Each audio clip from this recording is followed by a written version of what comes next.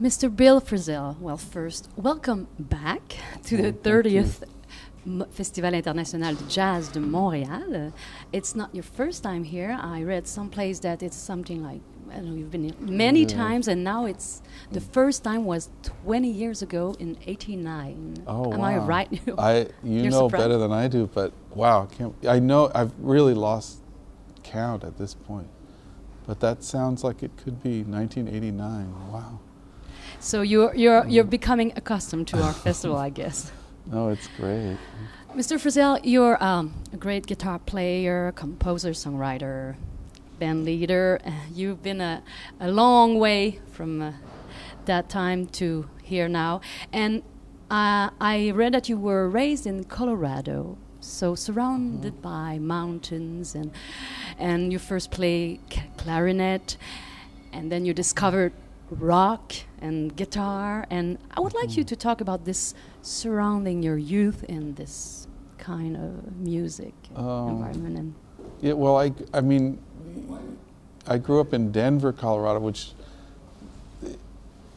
there's the mountains, and you could say, oh, you could look at it one way, like you think of the beautiful mountains and the open space, but it really was a city, you know. I grew up in the middle of the city, and I was born in 1951, so that gives you an idea of, puts the music in, you know, so as I'm growing up is right at the same time as rock and roll music was starting to happen, and then in the early 60s, when I'm 10 years old, there's surf music, and a couple years later there's the Beatles are on the Ed Sullivan Show, and I mean, for my whole life I was fascinated with seeing the guitar on you know, right when I'm very young, there's television begins and all these things, and somehow guitar was always a part of all this culture, and I just was following along with what was popular at the time, and for as long as I can remember, the guitar was part of this experience, and somehow I just kept doing it. I never stopped doing it, and here I am now. was it your first guitar that you got?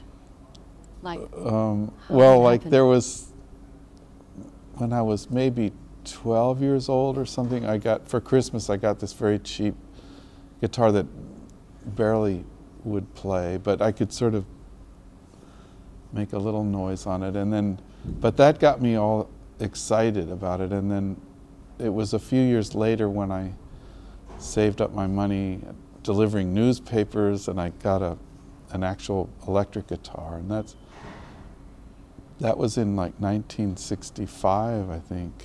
So that's what I think of as that was my first real guitar.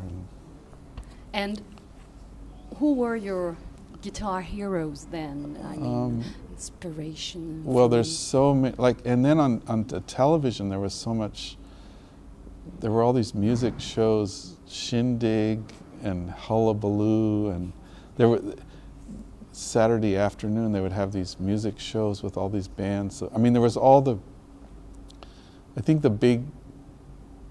was that big thing with the Beatles, and all the groups from England were coming to the States, and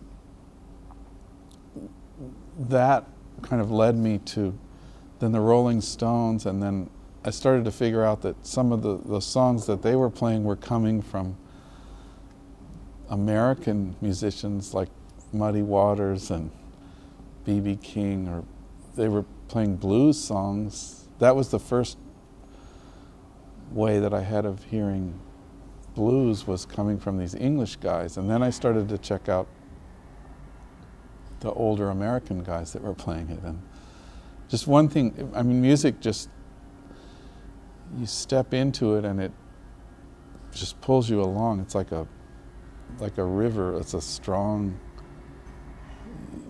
once you're in it, it just pulls you into all these places. And so from hearing this blues music, then I didn't take long before I started to hear jazz, and just keeps opening and opening and opening, and more things keep coming in. And it was toward the end of high school that I heard Wes Montgomery, and then that was a big door opening to so much other music. And then getting away from the guitar, I guess I'm thinking all of these guitar players, but then at a certain point it was just music in general. I mean, I play the guitar, but it's music that I love, and so I listen to any kind of instrument or any kind of music. And talking about this large river, music river, I like this image. You've been collaborating with, well, many artists that I just can get some few names, like, I don't know, David Sanborn and Elvis Costello, Susan Vega, John Zorn, Marianne Faithfull, Brian Eno, what else? And so I think it gives an idea of your large and very open-minded interest as a, yes, guitar player, but also a songwriter, and to explore and improvise. I would like you to talk about some of those collaborations you've had. Well, I've been so lucky to play with all these different people. I mean, that's really how I learn. It's like the best way to, it's better than being in school or listening to records, or, you know, you spend 5 minutes even just talking to someone when you're right there breathing the same air. And I just feel so lucky that I've had the chance to play with all these different people. And I don't know how it happens, you know. It's just I've just stuck with this. I just kept playing. There was a moment years and years ago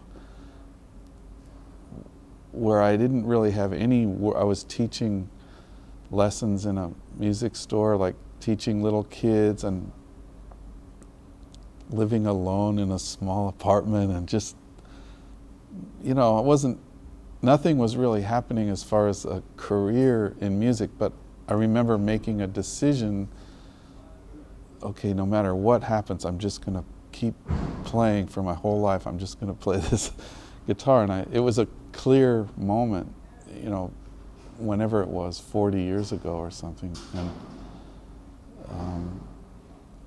so somehow, just being so persistent, I guess I've had, like, I talk about a river or an ocean or something. You just, with music, you meet one person and then they introduce you to another person, and it's just this whole kaleidoscope of things start happening after a while. And but I know I've been super lucky. That's for sure. Well, you're very humble, because I guess those people could say the same, that they've been lucky to work with you. Well, I think so. I hope so.